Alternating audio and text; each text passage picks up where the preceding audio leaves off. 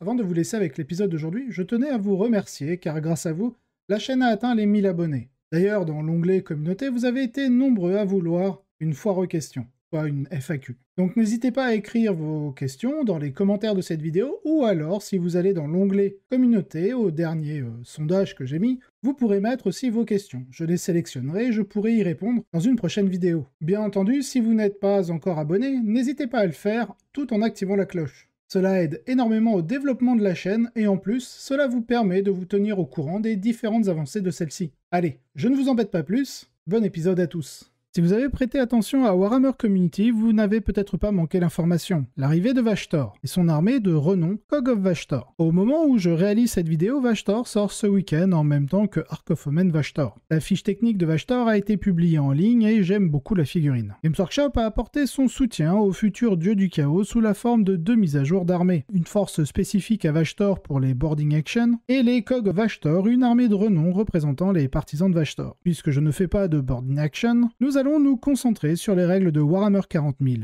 Sont-elles bonnes? Vaut-elle la peine d'y consacrer du temps? Commençons avec Vashtor, et un peu de théorie Hammer. En tant que joueur depuis la V2, et suivant le compétitif depuis à peu près la V5, je vous laisse imaginer à quel point j'ai été enthousiasmé d'apprendre que Games Workshop révélait un nouveau personnage. Alors que Warhammer 40 000 subissait un immobilisme dans l'évolution de son lore, celui-ci n'a jamais autant évolué depuis la fin de la V7 à aujourd'hui. Et je pense que l'on est très loin de la fin. Pour 260 points, 10 points de plus que le répulseur exécutionneur, vous obtenez un personnage endurance 7, qui ne peut pas être caché grâce au Lowcatcher à cause de ses 14 points de vie, et qui n'est protégé que par une sauvegarde 2+, une invulnérable 4+, et une simple réduction de 1 dégât. Sur le plan offensif, il dispose de 2 options, qui ne sont pas particulièrement inspirantes. La première, le marteau de Vashtor, Games Workshop aurait pu au moins lui donner un vrai nom, envoie entre 5 et 7 attaques. Le profil de Vashtor est dégressif. Il touche à 2+, de force 14, PA-2 et inflige 3 dégâts. Si vous obtenez un 5+ non modifié pour blesser contre un véhicule, le marteau inflige 4 blessures mortelles et la séquence s'arrête. Sa seconde option, la griffe de Vashtor, Games Workshop ne s'est vraiment pas foulé pour le personnage, c'est un lance-flamme avec une portée de 12 pouces. Pour Décitir, qui touche automatiquement de force 5, PA-2 et inflige 1 dégât. C'est tout. La griffe n'a même pas de profil de mêlée. Croire qu'elle lui sert simplement à se curer les narines ou autre chose. Bien sûr, le titre de gloire de Vashtor n'est pas nécessairement d'être invincible en combat rapproché. C'est sa maîtrise inégalée de la technologie. Il était peut-être trop occupé à sonder les limites de l'innovation pour trouver la meilleure façon de frapper avec un marteau et encore moins pour lui donner un nom. Ceci est représenté sur sa fiche technique par Will of the Archifan,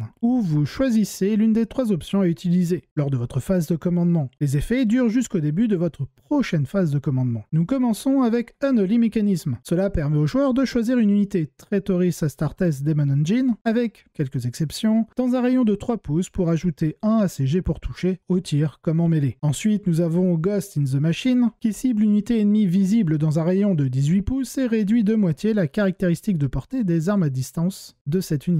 Et enfin, nous avons Agonize Machine Spirit, qui cible une unité ennemie véhicule visible dans un rayon de 18 pouces et réduit de moitié ses caractéristiques de mouvement et d'attaque. Et c'est tout. Ghost in the Machine est inutile contre les armes ayant une portée de 36 pouces ou plus. Il est plus efficace contre les armes à fuseur, par contre, où vous pouvez réduire la portée pour obtenir le bonus de dégâts. Notez que ces effets, se produisant lors de la phase de commandement, vous obligent à devoir être en position depuis le tour précédent, afin d'appliquer la réduction de portée. Je pense que ce sera Unholy Mechanism qui sera principalement joué. Maintenant, regardons son côté offensif. Sa griffe est un lance-flamme lourd avec un point de pénétration d'armure supplémentaire. Comme la plupart des fantassins légers ayant une sauvegarde de 5+ ou moins, il infligera en moyenne 2,33 points de vie en blessure. L'effet est linéaire avec l'amélioration des sauvegardes et la plupart du temps, cette arme ne tuera pas plus d'un Space Marine. Par contre, en mêlée, sa caractéristique de force élevée l'aide un peu plus, mais la faible pénétration d'armure signifie que les sauvegardes élevées réduiront fortement son impact. Le tableau montre les blessures attendues pour l'ensemble des endurances et sauvegardes.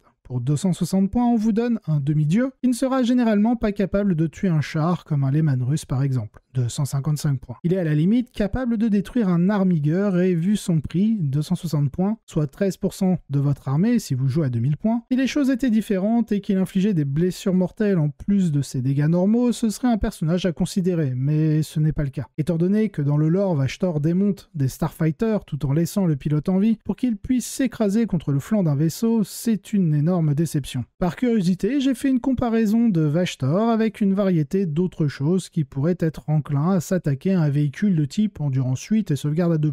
La puissance en mêlée est à peu près équivalente à celle d'un War Dog carnivore, ce qui serait bien si le War Dog n'était pas à 145 points, soit plus de 100 points moins cher, avec objectif sécurisé et comptant pour 5 figurines. Contre des unités de mêlée qui sont à peu près dans sa gamme de prix, comme le Swarmlord ou Old One Eyes, le vieux borgne, il n'y a pas vraiment de comparaison possible, et encore moins avec l'avatar de Kane. Je ne sais pas exactement ce que Games Workshop a voulu faire avec Vashtor, surtout si l'on considère la façon dont il est dépeint dans le lore. Pour ses points, il est médiocre. Ses capacités sont au mieux médiocres, et il n'a même pas le mot-clé Demon Engine, qui pourrait permettre une certaine synergie avec son armée de renom. La disparité entre le potentiel et la réalité est assez frappante, mais au moins la figurine est cool. Justement, parlons-en de son armée de renom. Peu après la publication de la fiche de Vashtor, Games Workshop a publié les règles des Cogs of Vashtor, une armée de renom, pour représenter les forces du chaos dédiées au dieu de la forge. Du côté des restrictions, toutes vos unités doivent avoir le mot-clé Traitoris Astartes, donc pas de Chaos Knight. Vashtor doit être votre seigneur de guerre, et vous ne pouvez pas inclure d'autres personnages nommés ou princes démons. Partez donc avec une taxe de 260 points, qui est le coût de Vashtor. Vous ne pouvez pas prendre de cultistes en troupe, pas de Marines de la Peste non plus, de Rubric, de Berserk ou de Noise Marines.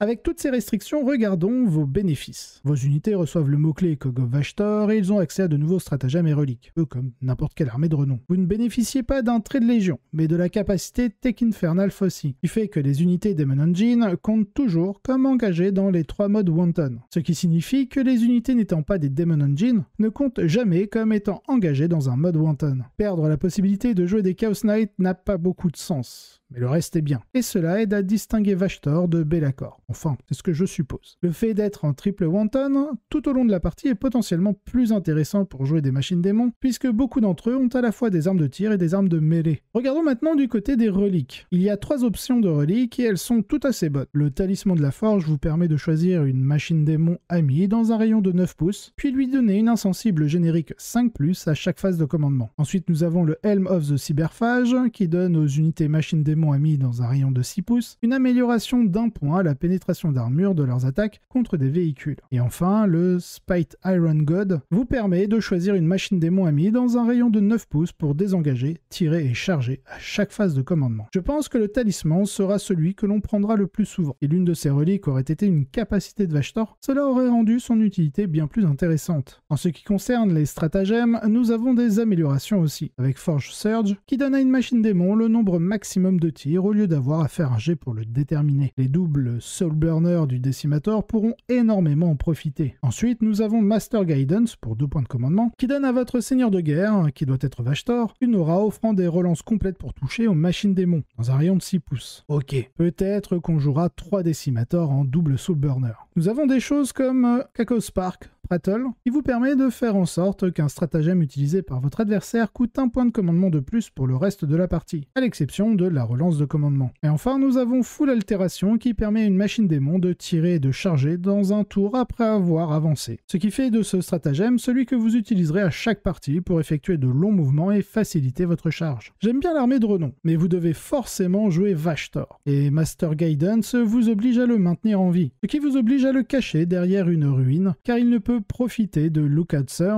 et n'a pas un profil si résilient. Je trouve l'armée de renom excellente au vu du faible apport de Vashtor. On sent qu'il y a une véritable prise en charge des machines démons. Selon moi, il faudra vous diriger vers des unités comme les Decimators et leur double Soulburner, comme déjà expliqué précédemment. Il y a aussi le Lord of Skull, qui profite pleinement des 3 Wanton, et le Blood Slaughterer. En termes de personnages, nous verrons sans doute des lords discordants, des maîtres de la possession, voire le techmancien, qui sont tous intéressants via leurs interactions avec les machines démons. Voilà, j'espère que vous avez apprécié cet épisode assez court. Si c'est le cas, n'hésitez pas à vous abonner, partager et liker la vidéo, cela aide énormément la chaîne. Et dans tous les cas, je vous souhaite un excellent wargame.